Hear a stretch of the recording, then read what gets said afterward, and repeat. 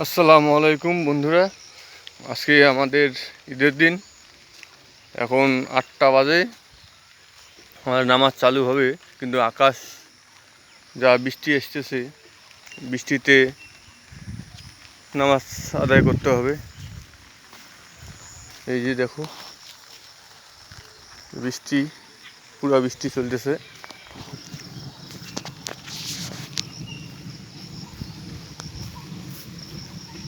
মসজিদে এখন যাইতেছি, কিন্তু বৃষ্টি পড়তেছে, বৃষ্টিতে নামাজ করতে হবে।